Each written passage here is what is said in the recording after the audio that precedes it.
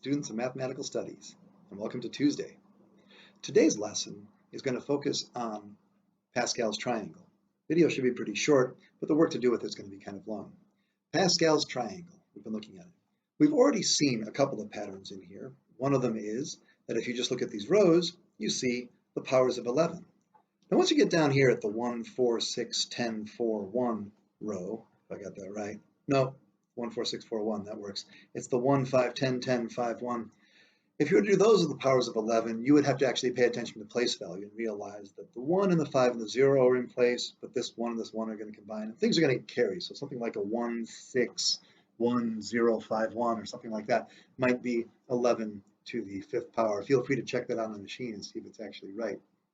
I have a machine over here somewhere. Yeah, it's right here. Check it out. 11 to the 5th. Hey, 161051.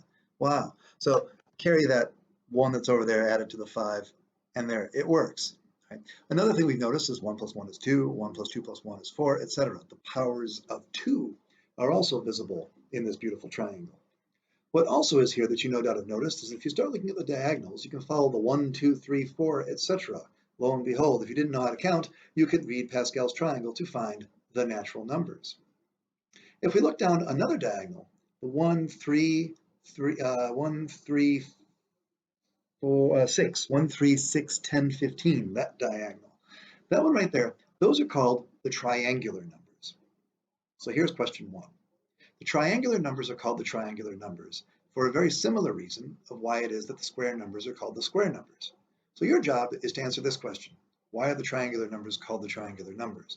And come up with an explanation that's more detailed than what I just gave. Here's what you do though. Try to answer this one.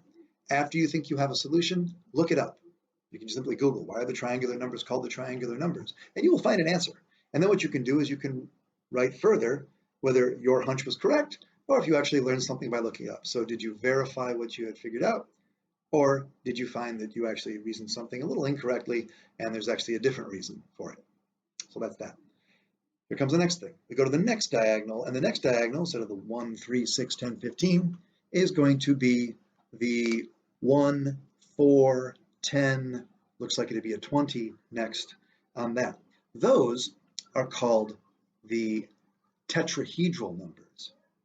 Now we have the cubic numbers, 1, 8, 27, 64, etc.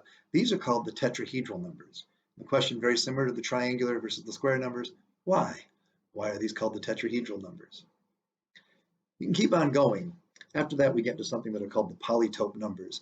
And once you get beyond 3 dimensions, there can be something called the tesseract numbers. This polytope happens to be a triangular analog. It's like a tetrahedron in 4 dimensions. That's what's going on with the 1, 5, 15, etc. That one, we don't have to go into much higher dimensions. Those are the questions. Why are the triangular numbers called the triangular numbers? And why are the tetrahedral numbers called the tetrahedral numbers? Write up your stuff, submit it with the document. This will be due tomorrow. Thank you so much for your attention. Hope you guys are having a great day. Bye-bye.